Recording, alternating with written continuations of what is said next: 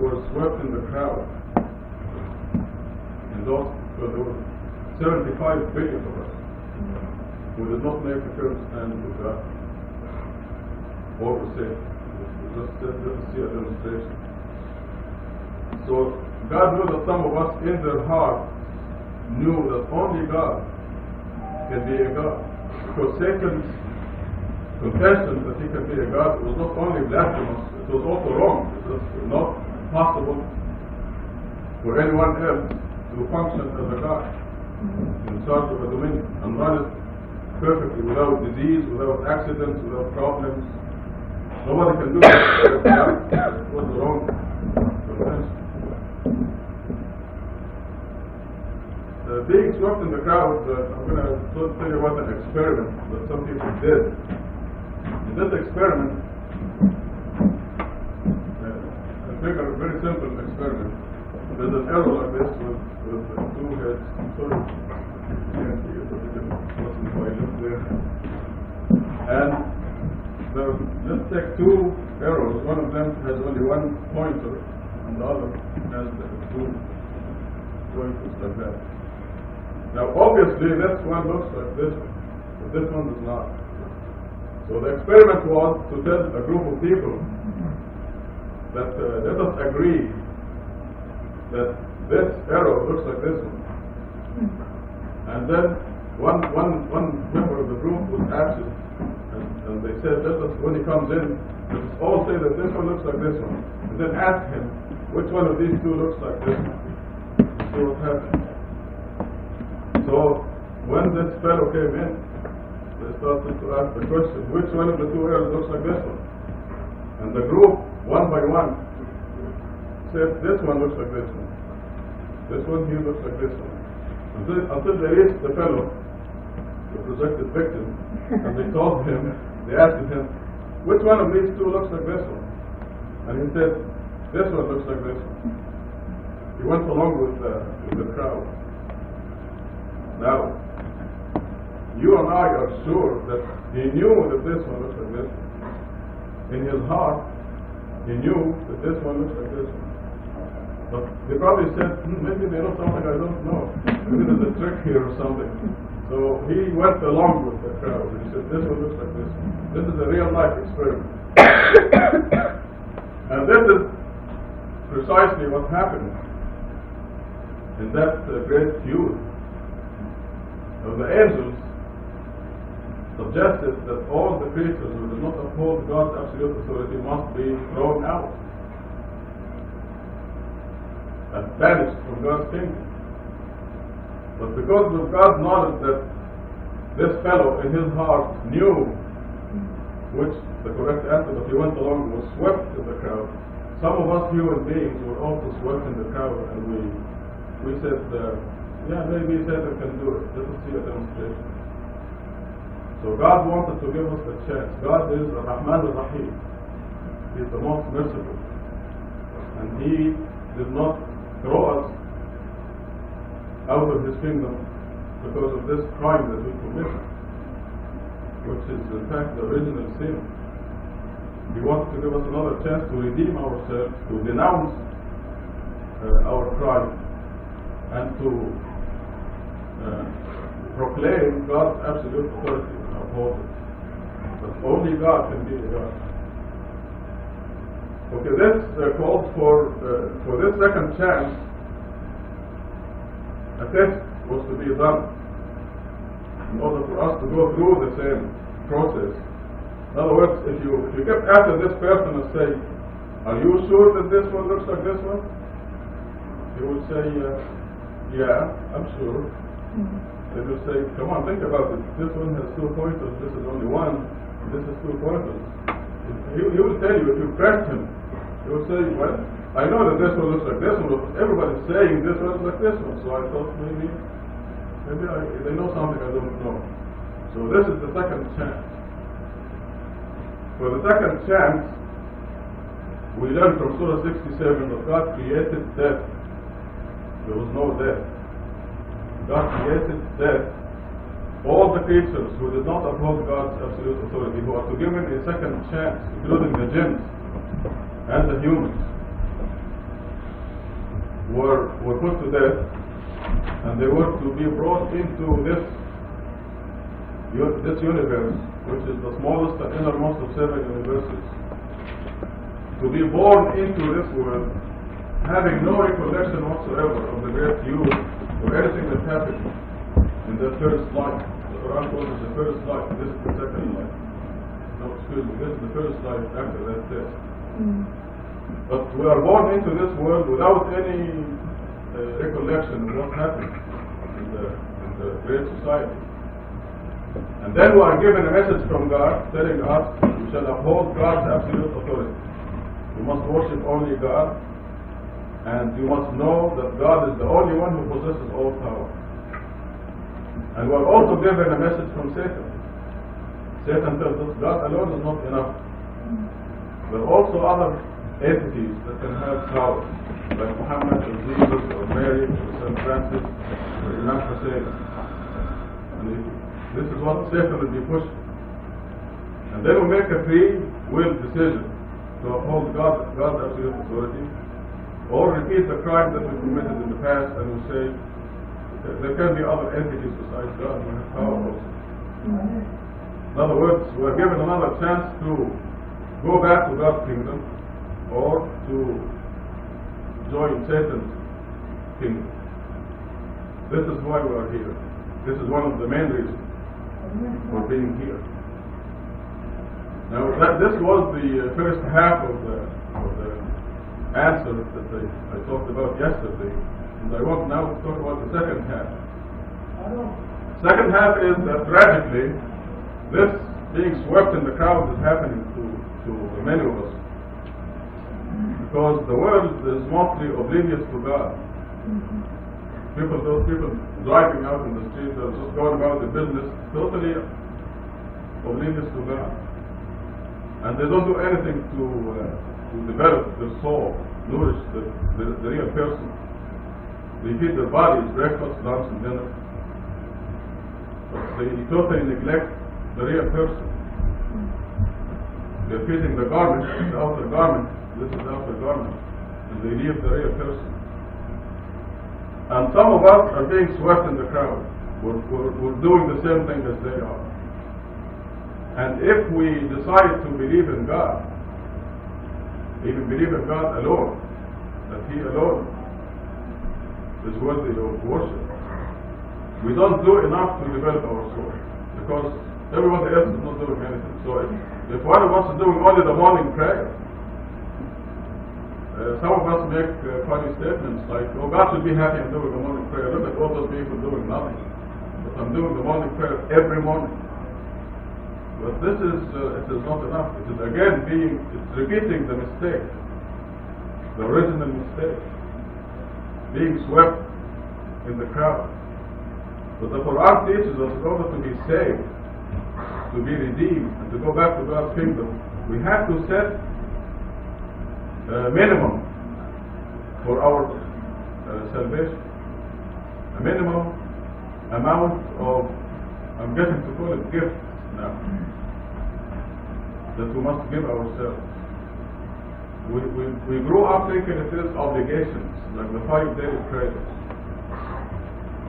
We've grown accustomed to call them duties, and they changed into something like chores. So somehow Satan succeeded in convincing us that these are chores or duties that we must do for God in order to be saved. This is all wrong. They are not chores, they are not duties or obligations. The Quran teaches that they are gifts from God. And when you do the 5 daily prayers, God has given you a gift because you deserve it, and because He knew that in your heart, you knew that this one looks like this one. Deep in your heart. Even though you said with your mouth that, yes, Satan can do it, maybe. So He gives you this gift, and we see it in the Quran when the Prophet Abraham prays. He says, Rabbi ja'alni muqim as-salah. This is what he prayed for. When we pray now, we pray for health or wealth, or, please God, make my kids receive and get straight A's or something. But he prayed and he said, please God, make me one who observes the contact prayers. Because it's a gift from God. Because they are the means for the real person. 5 meals a day. All of us were very careful to make sure that I'm going to have lunch today. But which is not really the case. It's not, I'm not going to have lunch today, I'm going to give my body lunch today. But if you realize that the 5 daily prayers, for example, are gifts from God, we will be glad, we will be eager to feed our souls just like we are eager to feed our bodies. So let me go through this minimum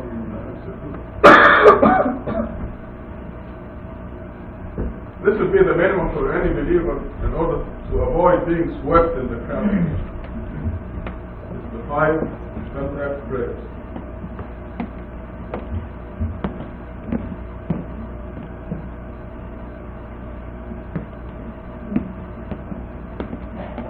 The second item I put here is zakat,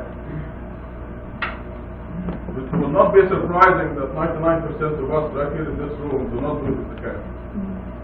And just to scare you a little bit, the Quran, Allah subhanahu wa ta'ala says that He's going to restrict His mercy to those who give zakat. The verse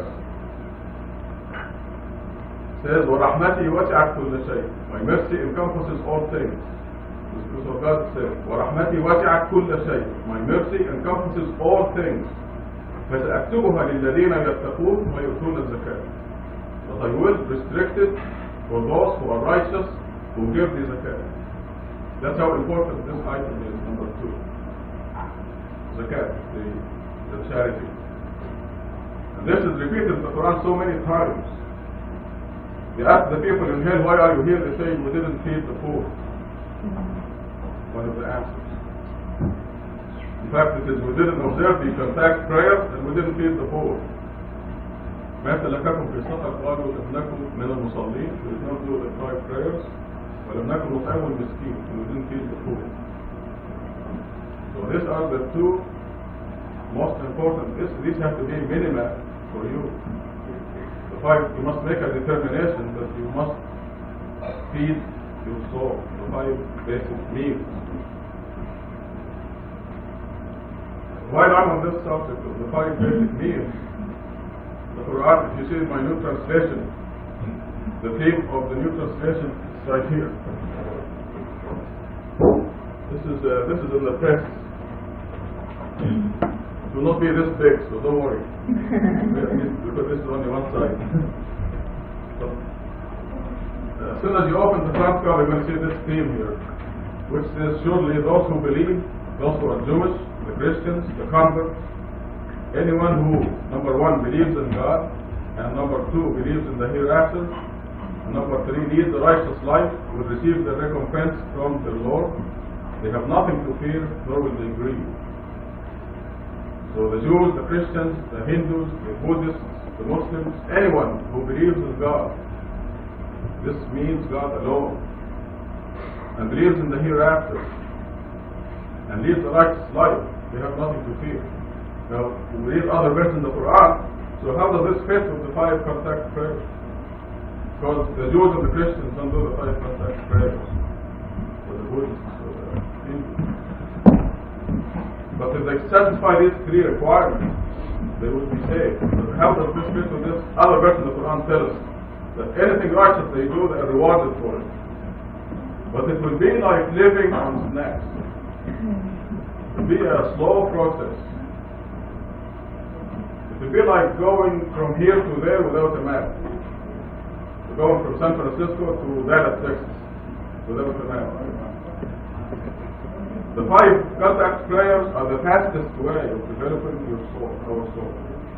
And we do learn this from the Quran, that these righteous people will make it, but they will not make it to the degree or the rank or the extent that you can make it using the 5 basic prayers. Exactly like living on snacks. For the body. You give your body the potato chips and the sunflower seeds all day. A piece of candy here and there. But no basic meat. No main meat. This will stop your growth. You will not be healthy. but you'll survive. Not for a long time either.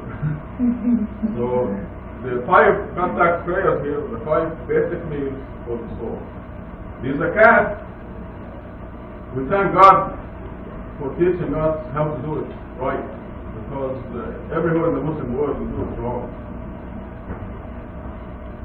The majority of Muslims in the world, they give the zakat, if they do, once a year.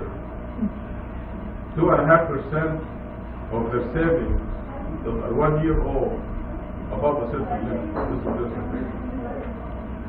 But this is not what the Quran says, this is what God says in the Quran. Surah 6, verse 141. God says, you must give the zakat on the day of harvest. And we don't harvest wheat or peaches, we harvest checks. This is what we harvest.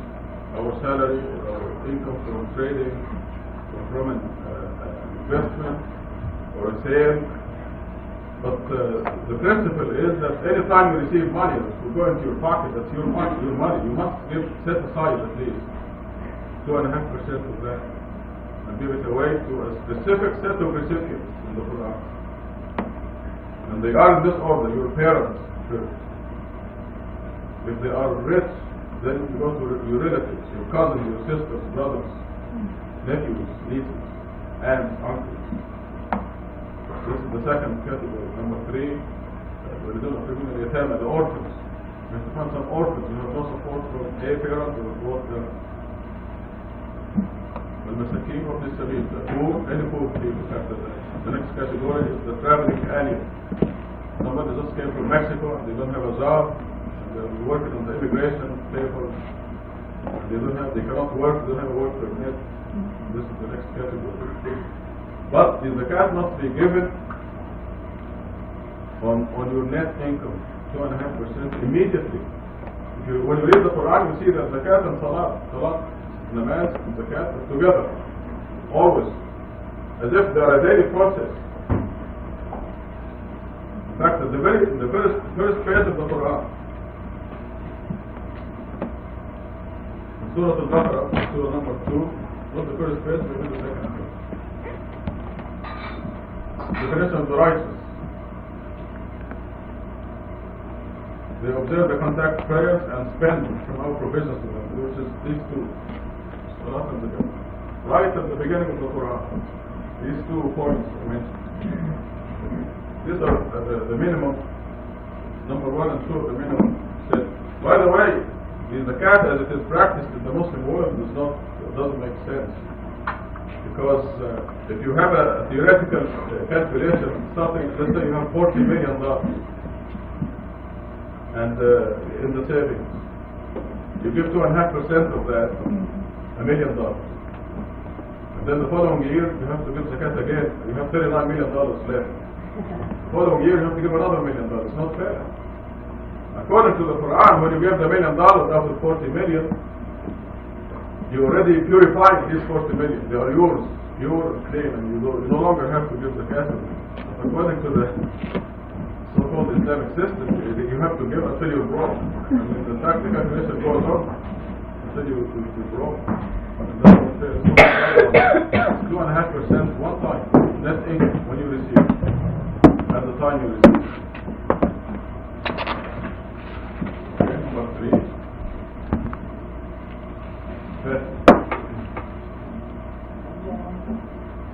Fasting is during the month of Ramadan, and this goes a long way towards developing your soul, because siyam, rose during the month of Ramadan, because every day in Ramadan you're telling your body you're not going to eat or drink until sunset. So this strengthens you. So God gave us a wild horse. This body is a wild horse. We're supposed to tame it. And God gave us the means to tame it and control it. Also, it's a measure of your degree of development. This will take me back to the prayers, the 5 contact prayers. Because you can measure your degree of development by, for example, the morning prayer, which is before sunrise. It's very good for you physically also. You will not develop arthritis if you do wake up every morning before that. I used to say this on theoretical basis until I heard an advertisement. Maybe you also heard it from the Arthritis Foundation. It says, do not lay in the same position, sit in the same position for a long time. Some truck driver was asked, what do I have arthritis? And they said, every few hours you must get out and stretch. Now when we go to sleep and we stiff like that, the joints become stiffer. They need to be lubricated. So God does not want to bother us and annoy us by asking us to get up before sunrise every day. He doesn't need us to do that. We need it. So if we do the morning prayer, I'm sorry I didn't get from the subject a little bit, but this is the physical part of it. That you get up and you lubricate your joints and you will not have arthritis when you grow up. You grow older. The spiritual part of it is you can measure the degree of your development, because as you become strong, you, not the body, you become strong, your body will become obedient to you. So you can measure if you wake up. If you cannot wake up at all in the morning, you're in bad shape. You cannot tell your body to get up for your own good, for the morning meal, the morning prayer before sunrise. Because there is a fight between you and your body every morning. If you decide to do this, there comes tomorrow morning before sunrise and the body wants to sleep. But you need to make it wake up. So this struggle takes place, and one of you wins, either you or your body. If your body wins, you continue to sleep, and you will continue to be weak. If you win, you will grow and you will develop, and the growth of the soul is very fast. Surah 17 is the growth of the sea will grow until we're 5 feet or 6 feet tall. But the soul grow until it is bigger than San Francisco. The soul, your soul. So the degree of growth is the gain is fantastic. So it's not like we eat this food to grow and we're very limited to grow. The body is. The soul grows immensely.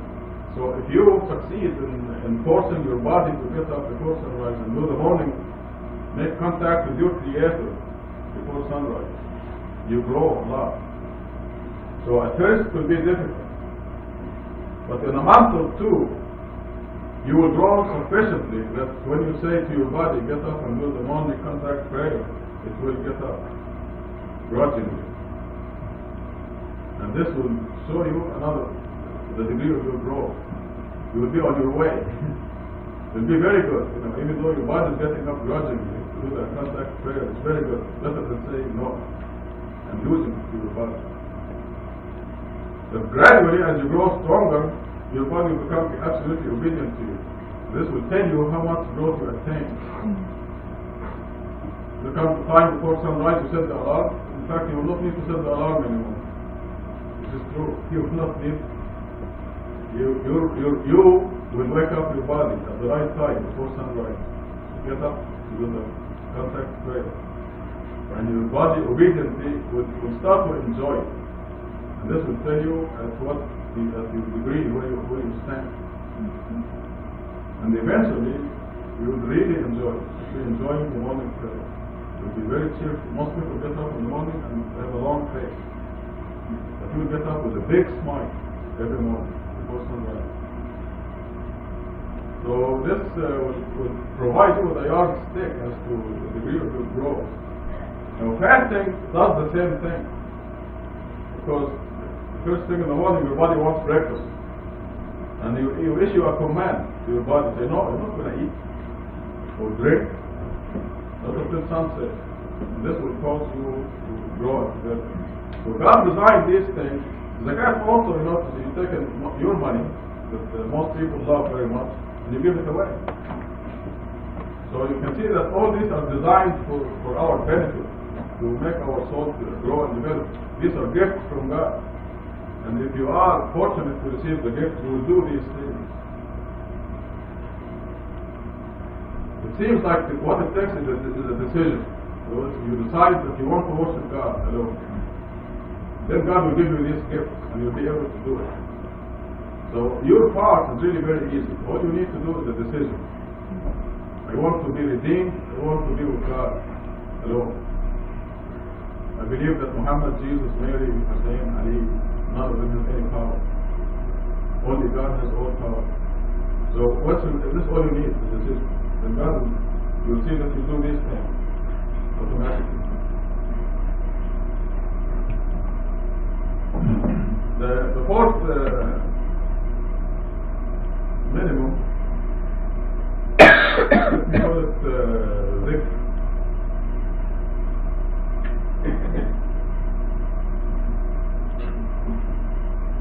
And that's what is dhikr.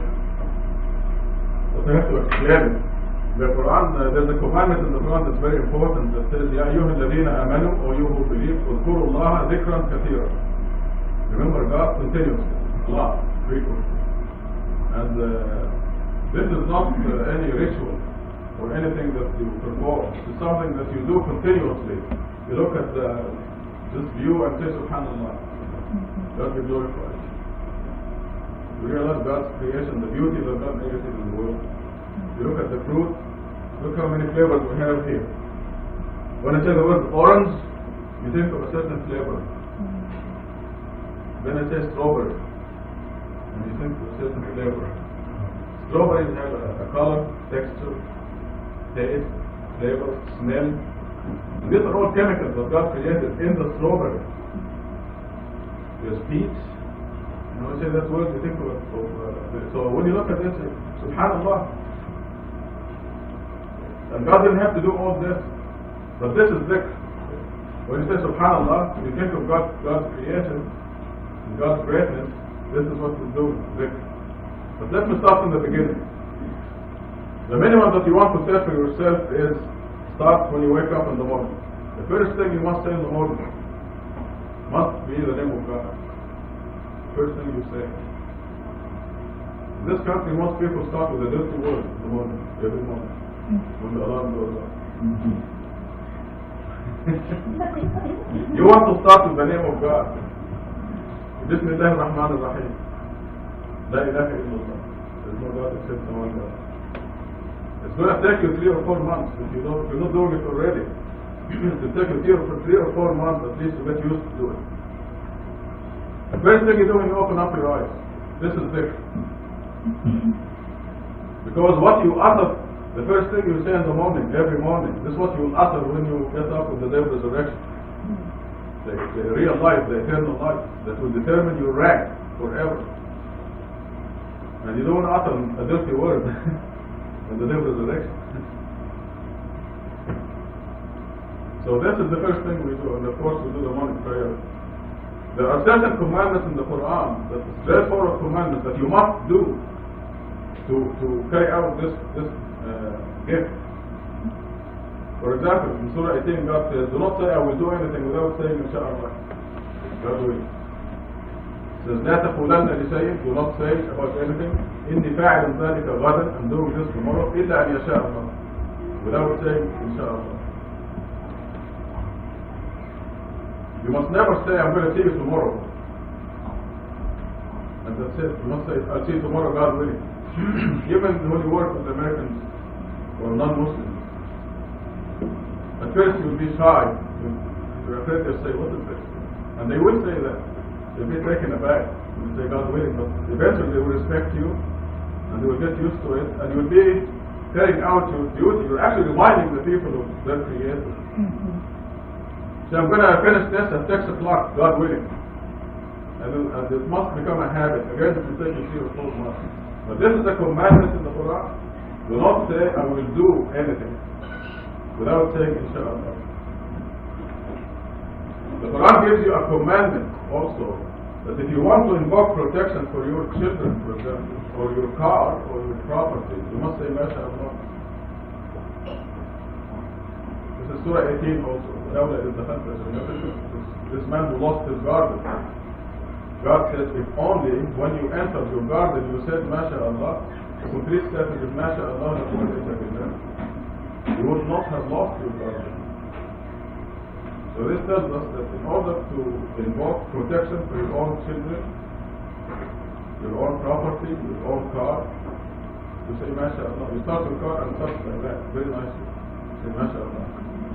Now before you start, say Bismillah. This is what dhikr is. You must seek every chance to mention God. This is because we came to the realization, and this is very important, that your God, who's your God? Let me stop here and answer your question. Don't answer me. It's in your mind. In your mind. In your mind, answer me. Who is your God? Now, every one of you is saying, my God is the creator of the heavens and the earth. And most of you are wrong. Shocking. We were shocked when you came to this realization. Two times. When you came to this realization and I was speaking Friday sermon, we were all shocked because we examined ourselves as to who is our God. But it turns out, when you study the Quran carefully, that your God is whoever or whatever occupies your mind most of the day. And we examined ourselves and we found that the creator of the heavens and the earth was not our God. We thought we were believers and we thought our God was the creator of the heavens and the earth. And this would have been done. And this is the answer that the Quran gives, describing many people who are going to hell. At the end of Surah 23, for example, if you ask them, who is the Lord of the heavens and the earth and the Lord of the great dominion? وَيَسْأَلْتَهُمْ مَنْ رَبُّ السَّمَاوَاتِ قُلْ مَنْ رَبُّ السَّمَاوَاتِ وَالْأَرْضِ وَرَبُّ الْعَرْشِ الْعَظِيمِ سَيَقُولُونَ اللَّهُ or لِلَّهِ قُلْ أَفَلَا تَذَكَّرُونَ. Where did you go wrong? So here they're saying, God, the Lord of the heavens and the earth. But you see, they're saying with their mouth, and this is the answer to the mind, but they are preoccupied with other things. Therefore, this is why the commandment to remember God constantly is very important. At least 51% of the day. And it's very easy. I know you're thinking it's very difficult. How can I do? I'm at work and busy with the computer and so on. How would I think of God?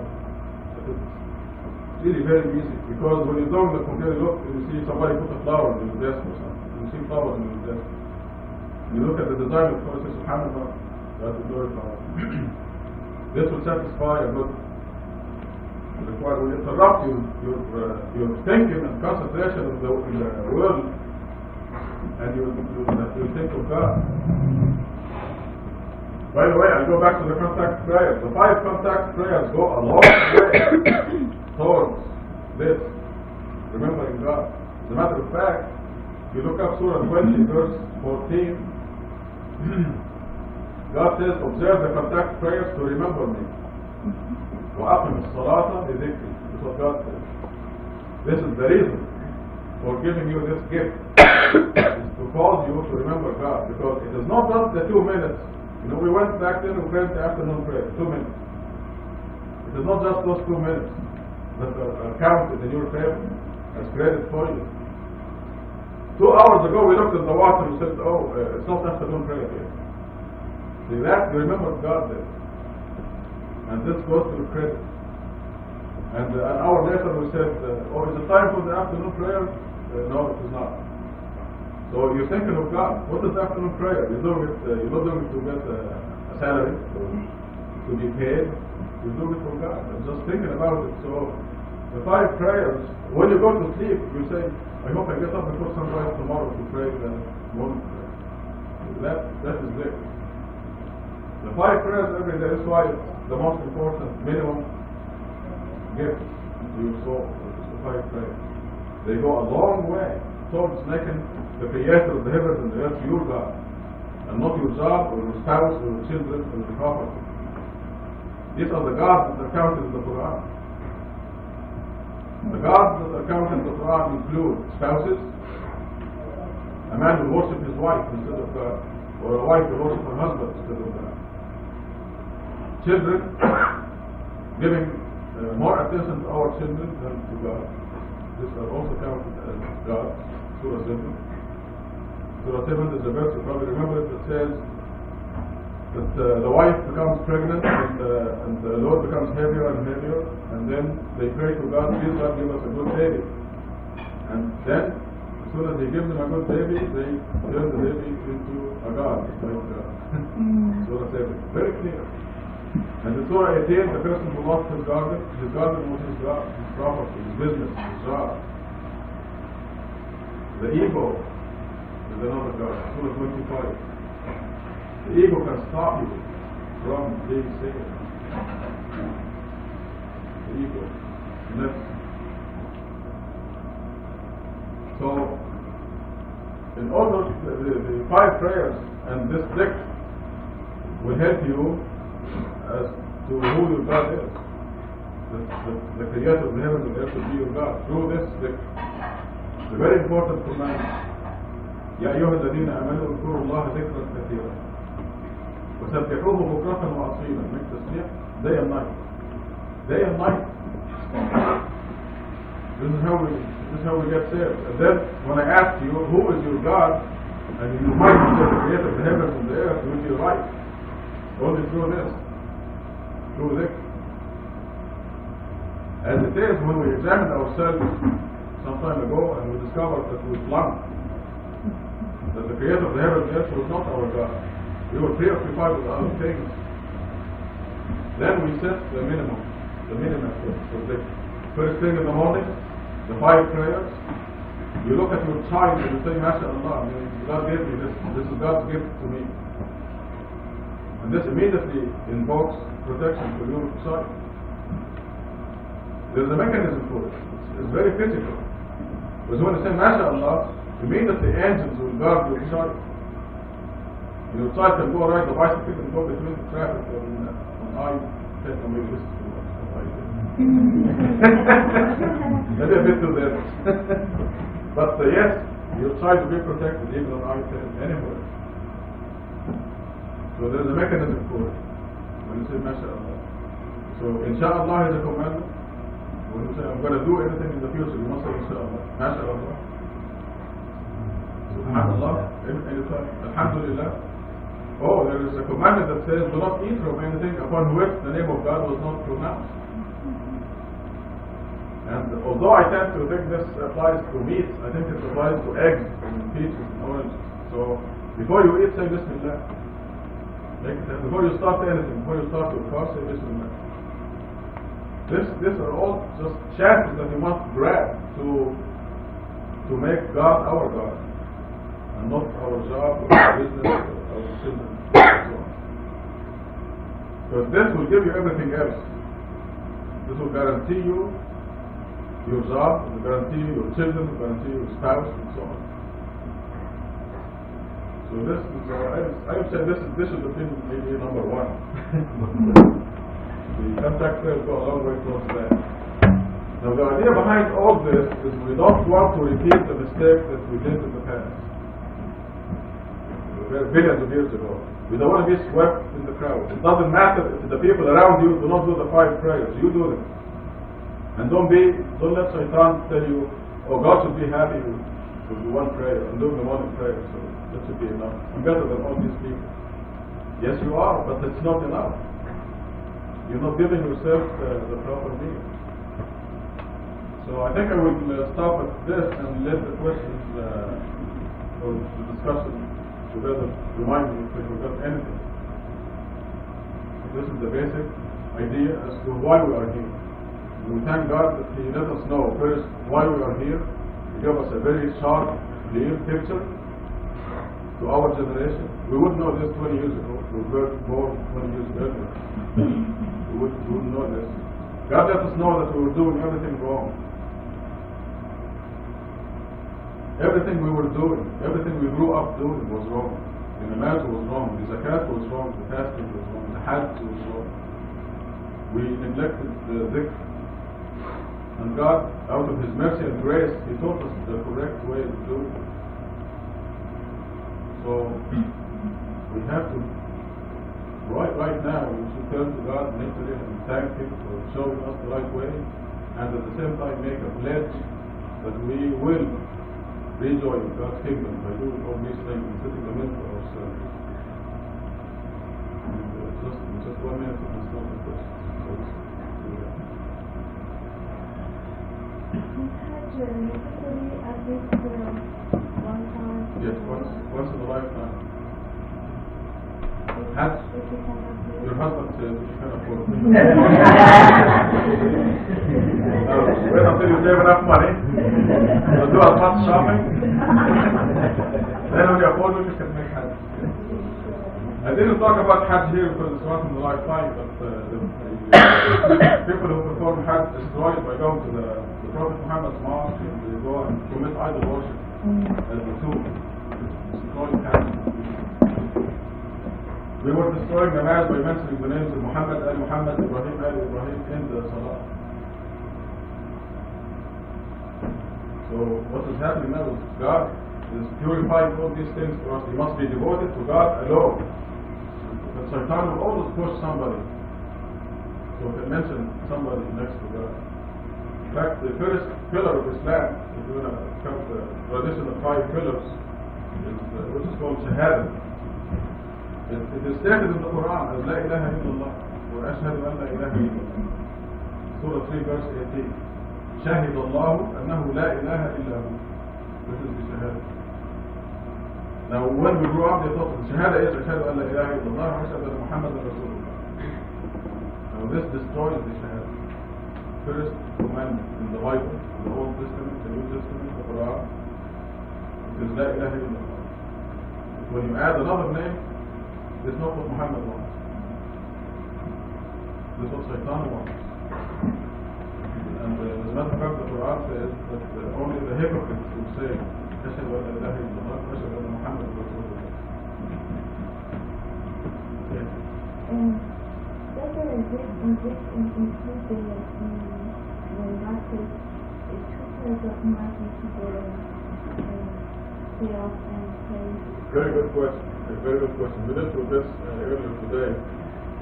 In Surah 73, God says, commemorate God 2/3 of the night, 1/3 of the night, or 1/2 the night. It's all in the Surah. Little less, a little more. Okay, now we have to understand that the night in the Quran begins at sunset, and also in the Torah, in all the scriptures. The night begins at sunset and ends at sunrise. Now, if you do the 5 contact prayers, will satisfy that requirement. Because you're going to do the sunset prayer at 7 o'clock, you're going to do the night prayer at 9 o'clock or 9:30, and you're going to do the dawn prayer at 5 o'clock in the morning. So, from 7 to 10, that is 3 hours at the beginning of the night, and from 5 to 7, that's 2 hours in the morning. That's 5 hours, that's already 1/3 of the night. Almost half the night. This is what it means. If you misunderstand it, you will get up in the middle of the night and you will do kind of strange things. Yes, you misunderstand. If you do the 5 prayers, you will also, in addition to the 5 prayers, there is a strong recommendation in Surah 17 to read the Quran at dawn. So you get up before sunrise and you do the morning prayer and read the Quran. And this will satisfy the requirement we just mentioned. I have a question about social justice. If you're using of your time through zakat, trying to change oppressive conditions or trying to alleviate suffering, is that a form of giving, Yes. working for justice? Yes. From giving, there's no substitute for zakat. The zakat is a very specific gift from God, which has to do with your income, money. Anytime you receive money that becomes yours, you must take out 2.5% and give it away to the people that mentioned. But giving from your time for social justice and all other things is called sadaqah. It's another name for charity. Sadaqah. There's a sister behind you. You have a question? Yeah, do you believe any other power besides God leading us? Any idol? Any other power? Other power? Power next to God leading us? No. There's no other power in the universe. So why do we have to say, if we, already His power, He's leading us, why do we have to say Him all the time? Because you can give it up. You can give up God's power and God's protection. He doesn't need that, does he? No, it doesn't need it. You need It's all for us. None of this is for us. This is why God created the earth in this way. What way? Our universe has 1 billion galaxies. 1 billion galaxies. Well, let me start from here. The solar system. The solar system is very small compared to the rest of our universe. And it is 2 billion miles across. 2 billion miles across. Right here. No, miles. Solar system. Solar system. The light comes out from the sun in 8 minutes. 93 million miles away. The sun is 93 million miles away. That's the long distance. So the light takes the light 8 minutes to come here from the sun. The solar system itself is 2 million miles across. The solar system is a very small component of the galaxy, the Milky Way galaxy. The Milky Way galaxy is 100,000 light years across. Now, I'm not talking about miles anymore. 100,000. We travel at the speed of light. Imagine, sun, 93 million miles, the light comes in 8 minutes. You cross the Milky Way galaxy in 100,000 light years at the speed of light, 100,000 years.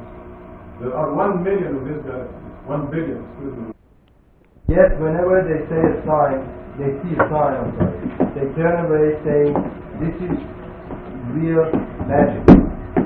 They disbelieve and follow their own opinions and what they could physically think. They have received enough knowledge to set them straight. Great wisdom has come to them, but the warnings seem to be useless. Therefore, leave them alone. The day will come when the caller calls them to something terrible. Their eyes will be humbled. Say they come out of the grave like the sword of the Lucas. I don't want to waste your time by asking him for evidence or proof that somebody paid me or somebody else millions of dollars to destroy the Sunnah of the Prophet. Sallallahu Alaihi Wasallam, he says. Are you aware that God makes salat on all the believers? Why don't you say salat to me too? So when I mention a different, say Sallallahu Alaihi Wasallam. Yes, please pray for me too. I do. I pray for all Muslims. When Muhammad called people, Umar sallallahu alayhi wa sallam, when called Abu Bakr sallallahu alayhi wa sallam, but if your intention, you see, if your intention is clean, God will reward you for your intention. But if your intention is dirty, to make people turn their back away from the Sunnah of Rasulullah, that's not nice. What is lying Sunnah of the Prophet? Did the Prophet lie? Never. So why do you lie? I never lie. Did I receive millions of dollars to I fight said Islam? my feeling. I never said I have a proof, otherwise I will show it to everybody. But in my heart, people's mind. For example, you said something like that. Okay, They then you are expect aware. that good in my mind, you see that for that, okay? But It's a big sin because you are going to, for example, you don't know anything about that one. But if you change my mind, okay? simple. but you try So to let me ask a question. Are you aware? Are you aware of the Quranic law that says in the ba'd al-dhann that a little bit of suspicion is sinful? So you are here. Is it a sunnah of the Prophet to commit sin? To be suspicious?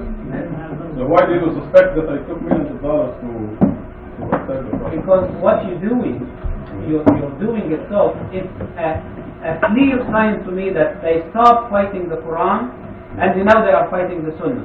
So what is your I proof? think What is the sign that I have millions of I dollars? think another reason is that they have been podcast. Was Muhammad Sunnah or Shia? Muhammad was not Sunni, was not Shia. So how come you are Sunnah and I am not some people Sunnah, I are said. Shia? I am You not said Sunnah. that- No, you I said follow. you are Sunnah. I follow. You change even when No, no, no, you I say didn't- you don't I believe said- in I am following the Sunnah of Rasulullah. Yes, what I is am it? Sunni. I am not Shia. I am Muslim. My brother. Okay, we have the number. I am Muslim. Okay, let us read the Fatiha and ask God to protect us from Shaitan.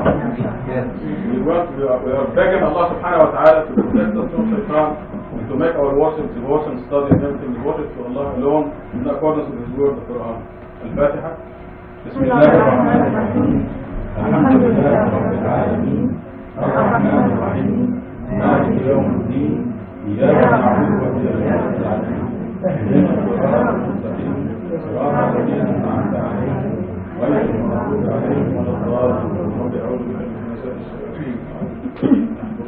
Let us go back to our regular program. If there are any questions on the things that we said, or Does the zakat, if you give the zakat to your family, if they're non-believers, does that matter? Or do they have to be believers? God did not say give it to your believing parents. Why then? Or is it poor? Okay.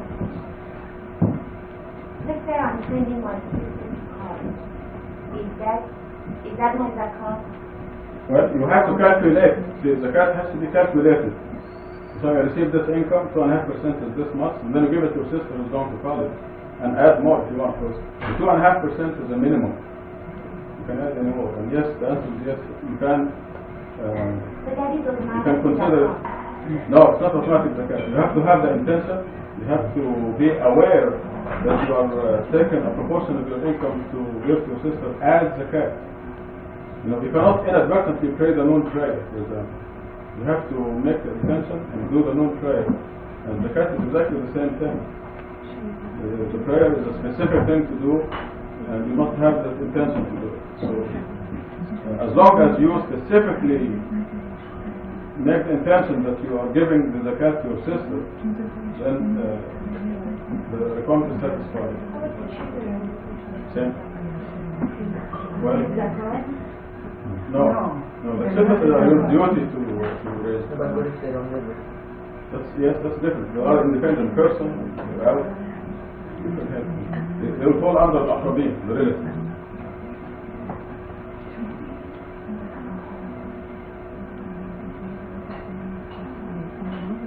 There is a verse in the Quran that it says that all the fruits are male or female. Where is that? I don't know. I couldn't find it. كل شيء زوجين. All the kinds of fruits.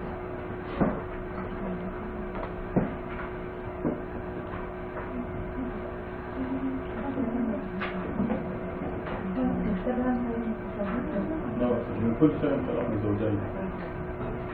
Everything is in pairs. Even fruits. Even the atom, not the atom, there is neutron and proton.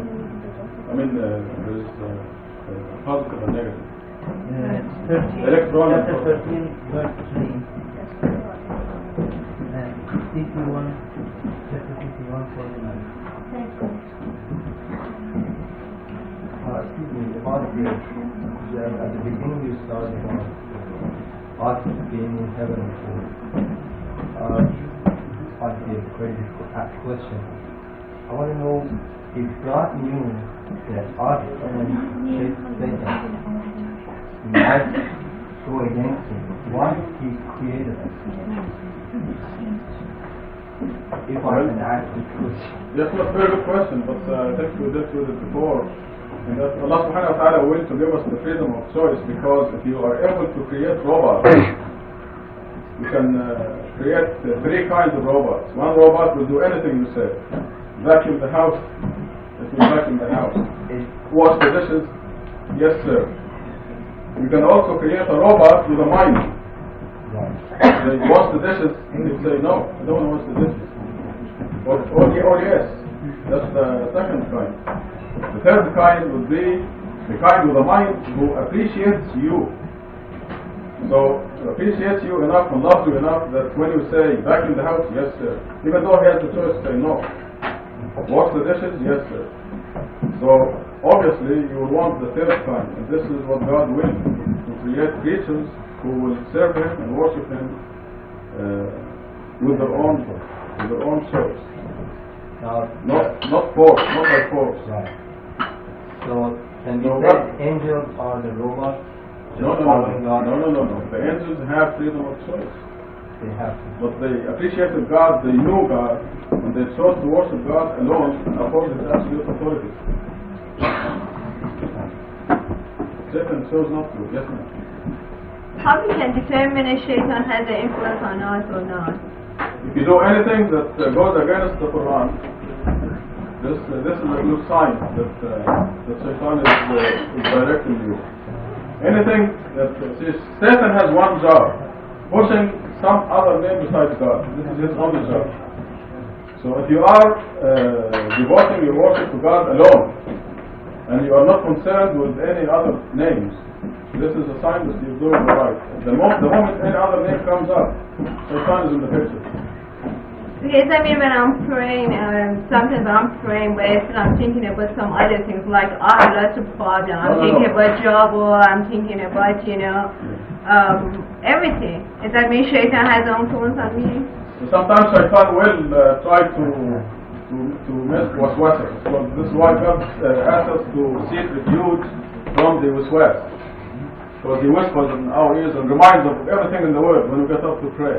But don't let this bother you. What should be done in the prayer is that you make sure that from the beginning of the prayer to the end of the prayer there is no other name except the name of God.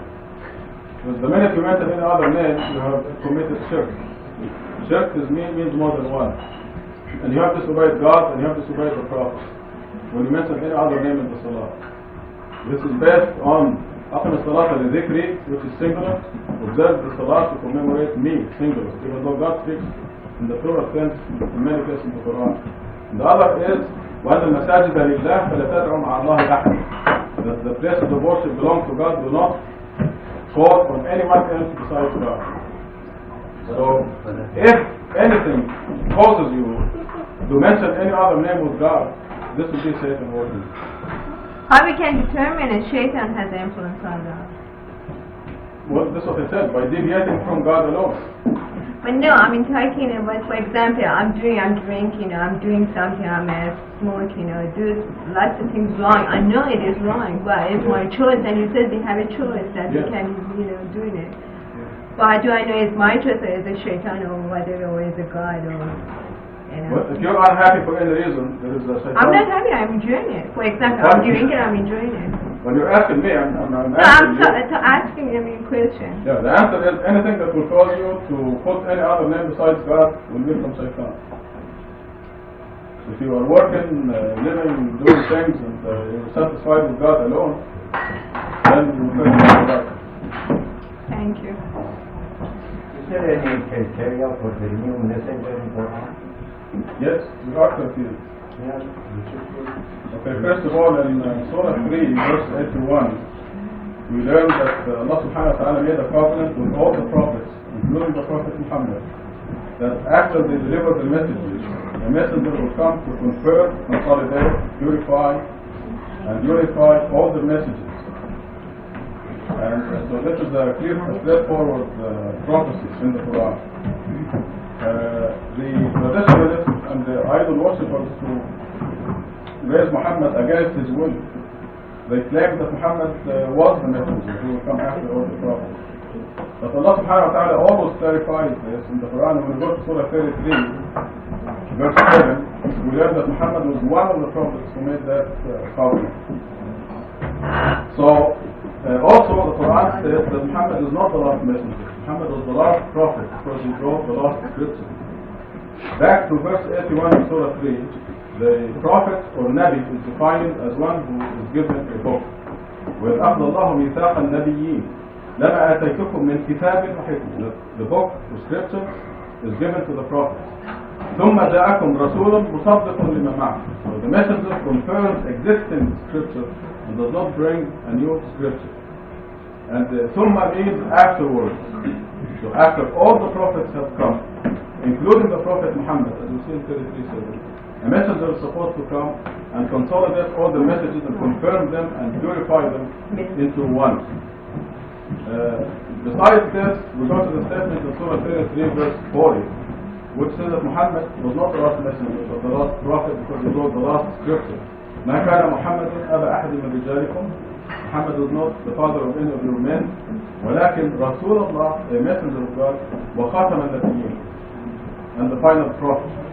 If, as some people claim, every Nabi was a messenger, but every Nabi was a messenger, but not every messenger was a prophet. If the Nabiyyin include the Mursaleen, Allah subhanahu wa ta'ala will not say Rasulullah. So ما كان محمد أبا أحد من رجالكم. Muhammad was not the father of any of your men, ولكن خاتم النبيين, the last prophet. And this will cover the prophets and the messengers. But Allah subhanahu wa ta'ala, and the Quran is very accurate, said Rasulullah, a messenger of God, وخاتم النبيين. So we learn from that that Muhammad is not the last messenger.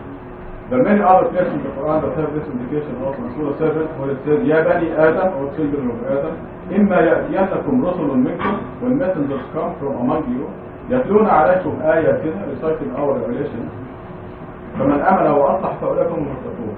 Obviously, God is not talking to the dead. He's talking to the people in the future after the Quran. Because when messengers come to you, you shall believe and listen. So, we have this Quranic principle that Muhammad was the last prophet but not the last messenger. And the verses that come after this, verses 82, 83, 84, 85, 86, 87, 88, 89, 90 and 91, all these verses say that anyone who rejects this Quranic prophecy is not a Muslim anymore, is dismissed from God's grace. And this is what I have in the new issue, the Muslim perspective, which I will leave somewhat very bad. You can look at it. So anyone who, of course, because they do not believe the Quran, anyone who rejects the premise that Muhammad was not the last messenger is no longer a believer. He does not believe God, does not believe the Quran, does not believe the words that came out of Muhammad's mouth. So therefore, as believers in the Quran, we must know that Muhammad was not the last messenger. He was the last prophet, because he was the last scripture. So if Muhammad was not the last messenger, and as we see in Surah 3 verse 81, if a messenger is to come after him, what does he look like? We have to ask ourselves, what does the messenger look like? Human being. What are his qualifications? What will he advocate? How can we distinguish the true messenger from the fake messenger? How do we know if this person is a liar or telling the truth? So all these questions must be examined by all of us. As soon as we pass these obstacles. I have here, if you remind me, I'll give you a sheet that is a step-by-step proof for all these things. And it begins by the Quranic principle that Muhammad is not the last messenger. What are the criteria of the true messenger? How do you tell if the messenger who comes after Muhammad is a true one or a fake one? We heard of many messengers, people claiming to be messengers. Joseph Smith, Baha'u'llah, Ghulam Ahmed. We heard all these people claiming to be messengers.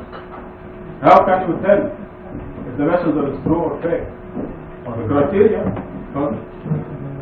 right, the criteria is, first of all, you must advocate the worship of God alone. Because this is the first commandment in all the scriptures, in all the messages. And God goes in the Quran, goes through the messengers, one by one, all of them, and it says the same statement after all of them, after each one. Ya qawm a'budu Allah ma lakum min ilahin ghayruh. All my people worship God, we have no other God besides me. Ya qawm a'budu Allah ma lakum min ilahin ghayruh. The same expression for every one of the messengers. Therefore, this is the first criteria. The true messenger must advocate the worship of God alone. He must advocate the destruction of all idols and all idol worship. He must advocate the upholding of the words of God alone, not the words of men, no matter who those men are. This is your first criteria. Somebody comes to you and says, I'm a messenger of God. This is the first judgment that you must, or the first criteria you must satisfy. That this person must be advocating the worship of God alone. The second criterion is, what was the second one? I want to put in the same order. This is number 3. The proof, yes. Excuse me. He must be supported by a God-given proof. God says in the Quran, you demand proof. Hatu burhanakum. Qul hatu burhanakum. So a person comes to you and says, I'm a God's messenger. You say, what is your proof? The third one is, he doesn't ask for wage for himself. He doesn't ask you for money. Because if money enters the picture, it's a whole new issue. So these are the 3 criteria. Advocating the worship of God alone, proof from God that he is God's messenger. Moses came and he threw the staff, became a serpent. That was proof from God. He had 9 signs, 9 miracles. Jesus revived the dead and healed the blind and the lepers. That was the proof, miracle from God. The Prophet Muhammad's miracle was the Quran. So everyone who comes and claims to be a messenger must have proof. And third, he must not ask you for money. If a messenger flunks any of these three criteria, he is not a messenger, he is a liar. Also, I must emphasize here that the message is the important thing, not the messenger. As the first generation in the unified message from Allah subhanahu wa ta'ala, with the purified Quran, we must destroy all human idols. This is the first principle. We must be devoted to God alone. Because the idols themselves do not want to be idolized. Jesus does not want to be idolized. And as we know from the Quran and from the Bible, he will disown the people who idolize him. In Matthew 7:21 to 23, we read that Jesus will say, many will come to me on the day of judgment and tell me, Lord, Lord. Before that it says, none of those who call me Lord will make it to heaven. Many of you will come to me and say, Lord, Lord, have we not prophesied in your name? Have we not performed miracles in your name? Then I will say to them, out of my sight, I don't know you. Jesus will disown them. And this is also in the Quran. Muhammad will disown the people who idolize him. And we see this in Surah 46. I'm going to read it for you.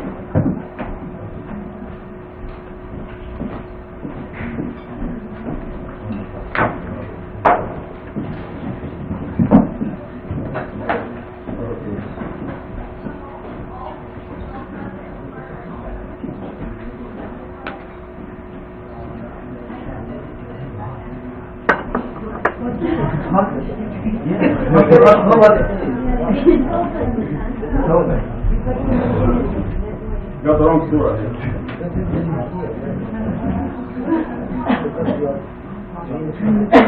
Listen to this verse. Surah 46, verse 4. 5. It says, وَمَنْ أَضَلُّ, who is further astray, مِمَّنْ يَدْعُو مِنْ دُونِ اللَّهِ, who mentions or calls upon besides God, مَنْ لَا يَسْتَجِيبُ لَهُ, one who cannot respond to him, إلى يوم القيامة, until the day of judgment, وهم عن دعائهم غافلون, and they are completely unaware of their calling. وإذا حشر الناس, and when the day of judgment comes, the day of summary, كانوا لهم أعداء, they will become their enemies. The Prophet Muhammad right now is dead, as the Quran says, إنك ميت وإنهم ميتون. He is absolutely unaware of the people who are calling on him, which fits this description. And on the day of judgment, he will be an enemy of people who are calling on him. And this is what Shaitan misleads us and tricks a lot of people in the name of love. So if you love Muhammad, you have to commemorate him every day. Muhammad is unaware. And as we see in these verses, they are the farthest astray. I'm going to read it again. وَمَنْ أَضَلُّ, who is farther astray, مِمَّنْ يَدْعُو, than those who call upon min dunillah, other than God, man la yastajib, those who cannot respond lahu ila yawm al-qiyamah, until the day of resurrection, وهم, that is the idols, عن دعائهم غافلون, are unaware. You tell me, is Muhammad aware of the people who are calling on him? Yes. Muhammad is aware of, when you say, please God, grant Muhammad a reward, he is aware. Allah subhanahu wa ta'ala, by his mercy, the Quran tells us Is Muhammad dead or alive? Muhammad is dead, but all the shaheeds in the Quran, the shaheed, not Muhammad, even less human being, alright? Listen, Islam. Shaheed is any Muslim who died in God's cause. Yes. What the Quran say about the shaheed? ولا تحسبن الذين قتلوا في سبيل الله أمواتا بل أحياء عند ربهم يرزقون. عند ربهم أحياء.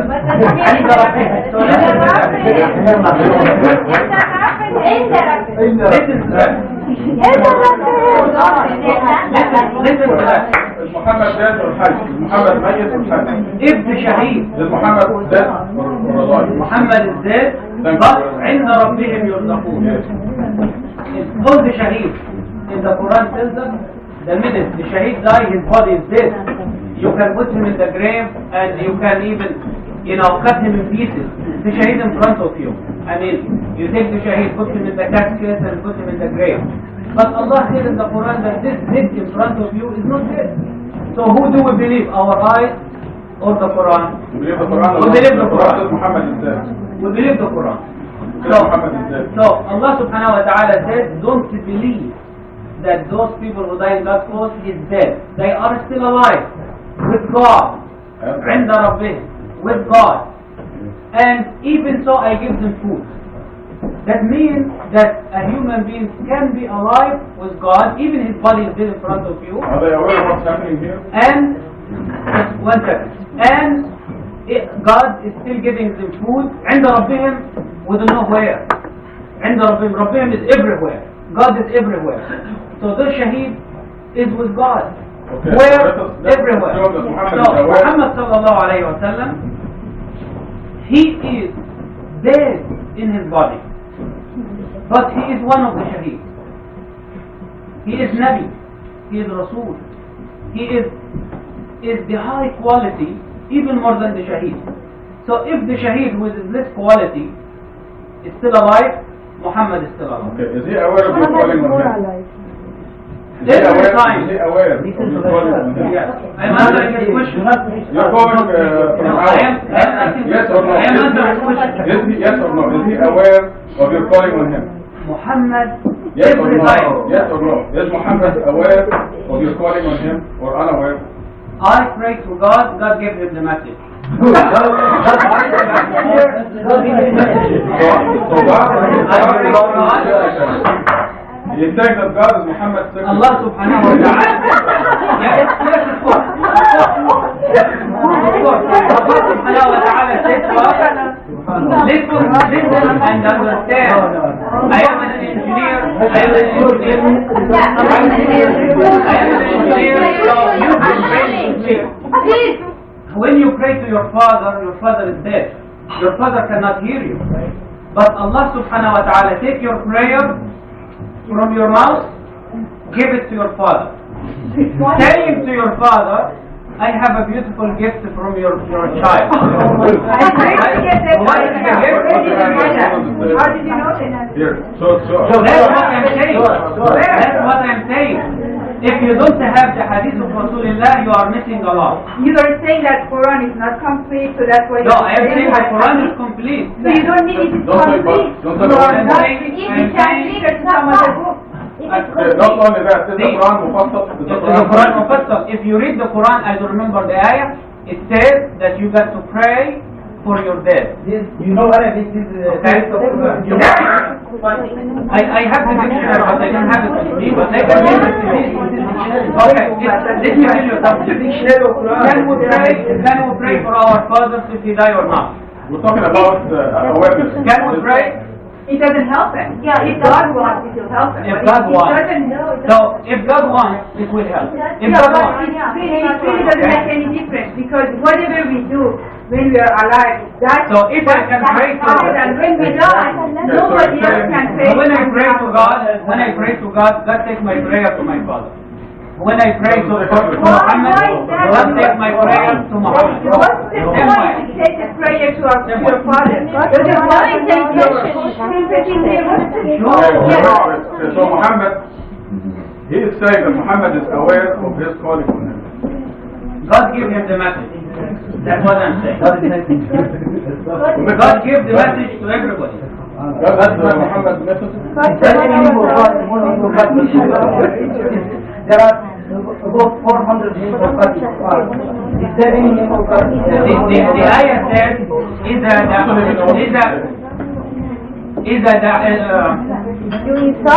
the ayah says what it means. If you ask Allah, Allah is very close to you. إني قريب أجيب دعوة الداعي إذا دعاني. If you ask me, I am very close to you. You say Muhammad. So Allah subhanahu wa ta'ala, Allah. Seek God alone. No, da'a means pray for everything. You can pray for $1 million. You can pray for health. You can pray for somebody to be saved. You can pray for your dead father to be saved and go to paradise. Anything you pray to Allah, He's very close to you. I mean, if I can pray just for myself to be saved, Not for that's yourself, enough. for your family too. And then you say the some person who can do all for example, my father, Yeah. he can do robbery, all the bad things. And then when he dies, I pray to God, please Yeah. don't take him to the hell. It's up to God to accept it from you or not. No, That's everybody God. is so individual. This is very obvious. I will tell you just one Every- 5 seconds, 5 seconds story. One of the imams saw a man stealing an apple, giving it to the poor guy. He steal an apple from the man, giving to the poor guy. Hadith? So he went to him. Hadith? Yes. What hadith? No, where? Hadith? Where's the hadith? What's the hadith? No, it's a true True story. hadith. It's no hadith. I am giving you one of the imam, I know him. Alright? I know the imam, by the way. He saw the guy taking an apple, stealing it from here, giving it to the poor guy. He went to him and he said, what did you do? He said to him, according to the Quran, I made hasana. So God will multiply my hasana. Hasana means good deed. God will multiply my hasana, which I give to the poor guy. And I made the bad deed, so God will accuse me for one bad thing, and will give me 10 good things. So I am winner now. I made 9 out of it. Oh my God. The Imam said to him, what happened is that you stole it, so God writes it for you bad deed. You give it, God didn't accept it from you. So you are the loser. How did you know it accepted or accepted? No, he gave him the example. He said, how do you know that God is writing it for you? But for sure you are a thief. And it is because Allah subhanahu wa ta'ala tayyib, Allah is beautiful, is good thing. He will not accept the haram from you. What is the relation between the subject? The subject is Muhammad, answer your prayer or not. He said answer. Quran says, I want to ask you a question. Is Muhammad min dunillah? No, astaghfirullah al-azim. No. Is Muhammad other than God? No. He's not God. No. That's other than He's God. a human like you and I. Yes, It's okay. other than God. Allah says in Quran, chapter 13, chapter 13, verse 14. Please, not والذين يدعون من دونه. من دونه, in the meaning of من دونه, everybody answers. Muhammad also من دون الله. والذين يدعون من دونه لا يستجيبون لهم بشيء. That is the answer. Muhammad cannot answer because Allah said he cannot answer. Okay. So you put this with the other verse that says, who is farther astray from those who call on people who cannot respond to them. The same word, من لا يستجيب له إلى يوم القيامة. Who is farther astray than those who call You upon are missing people. Muhammad and the idols. You know, Min duni. Muhammad and the idols. You You don't agree? worship You Muhammad. agree that Muhammad is min duni? No, Is God? Muhammad is God? it's not God. Is min dunillah. من دون الله. But we don't call Muhammad. We never call to ask Muhammad give me money. I never did that. Nobody ever did You're that. calling on him. You're No, saying but that. I say my Lord, I like you to Yes, take me to paradise. Before you take me to paradise, take Muhammad. Okay? This is how much I love We him. have suspicion about him. We have suspicion that Allah will not. I love him. I love him. I love him. I am a man who if my father did something to me, I love my father and I am proud to say it. If my father gave me his money, his soul, his life, I always go everywhere and say I love my father. You have any doubt that Muhammad is But not if in somebody denies his father and say, my father didn't do anything to me, God did it to me, my father didn't do anything to me, I would assume this guy is arrogant and he doesn't even Your appreciate his father own father. said it is God's will. Your father said it is God's will. But I love my father I anyway. have a question for this fellow here. Do you have any doubt that Muhammad is going to heaven? Do you have any doubt that Muhammad will be in the highest place in heaven? No. So why do you ask God to put him in the highest place in heaven? I love him. He's growing. Why do you worship him? I love him. Do you have any doubt that you're going to heaven? Yeah. You have doubt that you're going to heaven? You're not sure that you're going to the highest place. Do you want to go to heaven? Yeah. You want to pray for yourself? I know. If Muhammad, you know he's going to heaven, the highest place in heaven. But- Why do you pray to God? You see, there is one. Yeah. If I say, I am a non-Muslim. I don't believe in Muhammad. I don't believe in God. I have come here to learn. I haven't learned anything from this. I hope that I get to say that I can start to believe in something. And I don't see any point to this that you are arguing. You did your job representing Satan. Because he doesn't believe in God. The first time I come here, I want to start to learn something. Yeah. I don't see any point in God. Well, you see, you are get caught in this thing. There is a fight against Islam, and you are the prison. You are in the prison now to witness one of the worst historical tragedy, that people fighting Allah in His land, people fighting Islam in the Muslim heart. They didn't go to the Christian, they came to the Muslim to take Muhammad, to take Jesus, to take Moses, to take Ibrahim. He doesn't believe in any God, so what are you going to talking about? So you came to the wrong place in the wrong time Thank you. to know about God. Well, she You was like to know about God? You like to know about God? I have the time. I have the time. And I would love. I'm a believer, and I don't get anything out of this. So, Did you understand one thing? I believe in God. I think, see, I'm not Sunni, I'm not Shia. Yeah. And what you guys are talking here, excuse me calling you guys, but just it's something you guys know very much about. We don't know anything about it. So it's like we're not using any of That's this. fair. Okay, now let's everybody else. You can contact Dr. Khalifa later on and ask your question. Let everybody else have a chance to talk and know whatever they want to know and hear. Because you're here, if we want to hear your... But if he gave a false premises, he lied to Faribas, telling her that he believed in the miracles of the Quran, and he believed that we do in upholding the Quran alone and worshiping God alone. And when he came here, he is pushing Satan's point of view. And he's been I came to lying. meet Dr. Khalifa personally to know more what is his message. And from the first thing I heard from him, I knew that he is the enemy of God from the minute I saw his face. Okay, we don't want to hear what is your idea.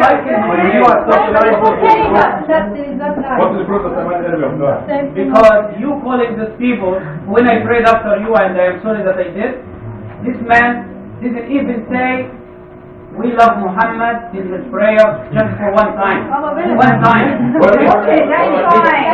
Don't do it. Next time don't do it, but not this. Okay, that's enough. Let me finish. That's enough. Sorry, because I know we know that first people between the real Muslims and the people that pretend they are Muslims. And so glad that he's here. The God sending him to for everybody. Really hope you are there and really righteous. How much I was before, because I was before exactly like this also. Okay? Right now I am really submitted God, because I know everything is a God. Okay, my professor is working in mathematics. Oh yeah, he's a very good man, he helped me. But the subject was mathematics, okay? I forgot my professor, I know the mathematics. Muhammad was, I believe Muhammad, I like Muhammad, I like Jesus, I like Muslims. But only thing is Muhammad is a God, the subject is a God. Finish. I'm so glad that you was here and show everybody what's the difference between a real Muslim and the very Muslim. The other thing I'd like to add is that we... Before we pray Maghrib, I have one thing that's very important to share with you, okay? This is the most important principle in the Quran. And it says, إِنَّ اللَّهَ لَا يَغْفِرُ أَنْ يُشْرَكَ بِهِ وَيَغْفِرُ مَا دُونَ ذَلِكَ لِمَنْ يَشَاءُ. God says that everything is forgivable except shirk. Shirk means if you have a business and you are the only owner, this is so-called a sole proprietorship. If you have somebody else with you, this is shirk. You have a shirk. And God says that the only unforgivable offense, the only one, is shirk. Therefore, if you want to guarantee to go to heaven, or if you commemorate and devote yourself and the worship to God alone, you will not commit this shirk. The only unforgivable offense. An intelligent person will say, if this is the only unforgivable offense, I will run away from the slightest suspicion of shirk, of putting anything with God, no matter who that anything is, or what that anything is. Because this is the only unforgivable offense. Now this fellow here is pushing the name of Muhammad. That is not the name of God. We are talking about God alone. He is saying put Muhammad with God. This may not be shirk. maybe it is not shirk. Maybe it is perfectly alright. But it's also maybe, this is a maybe. It may be shirk. Therefore, you can take a chance and pray to Muhammad or to Jesus or Hussein or whatever you want, and then find out in the day of judgment whether it is maybe right or wrong. But what is absolutely sure to be correct is devotion to God alone. Because God repeats in the Quran, repeats this verse, إِنَّ اللَّهَ لَا يَغْفِرُ أَنْ يُشْرَكَ بِهِ. God does not forgive the putting of someone next to him, with him. وَيَغْفِرُ مَا دُونَ ذَلِكَ لِمَنْ يَشَاءُ. So the thing that is absolutely guaranteed to be correct is La ilaha illallah and devotion to God alone. God in Surah 29 says, God is the one who created you. God is the one who provides for you. God is the one who who decides your life or death. God is the one who resurrects you. God is the one who will put you in heaven or hell. Muhammad has no role here. He did not create you. He has no role in creating you. He has no role in providing for you. He has no role in deciding your life. He has no role in resurrecting you. He has no role in putting you in heaven or hell. In Surah 54 we read that God is the one who makes you happy or miserable. وَأَنَّهُ هُوَ أَضْحَكَ وَأَبْكَى. God is the one who makes you rich or poor. وَأَنَّهُ هُوَ أَغْنَى وَأَقْنَى.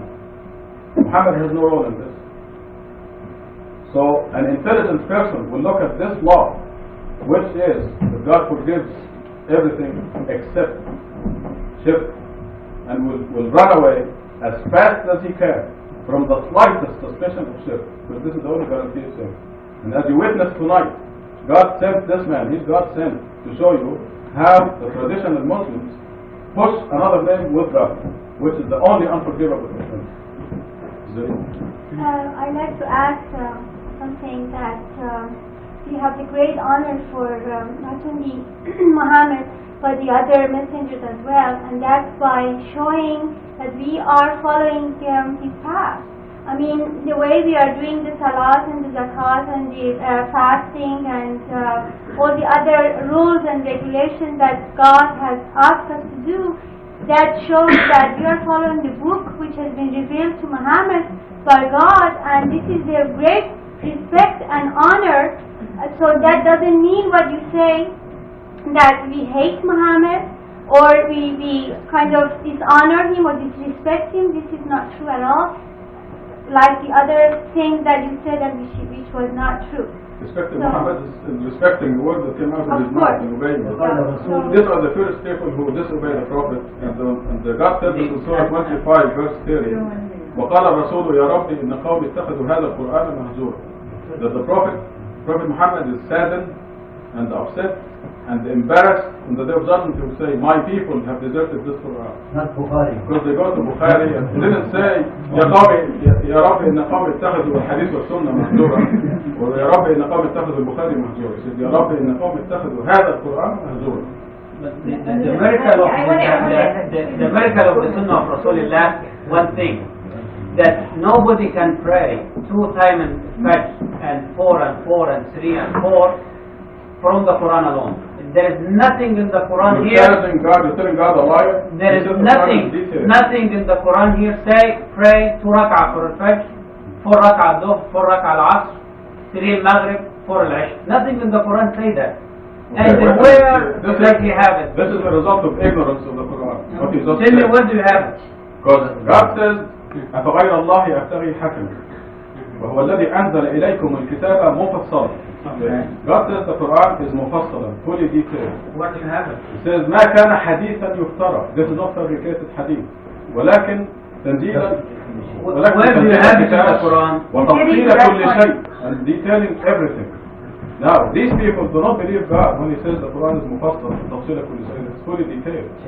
They challenge God and say, show me where does it say the rule is 4 rak'ahs. Okay? This is challenging God. Not what is saying, okay God, you claim that this book is fully detailed. If you are right, God, show me what does it give the details of Salah. And this blasphemous question was not from ignorance. Because the Quran says that the Salah was in existence before the Quran.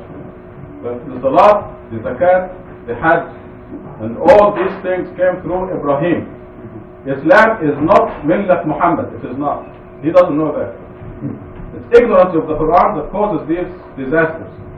This religion, Islam, is called, throughout the Quran, is called ملة إبراهيم.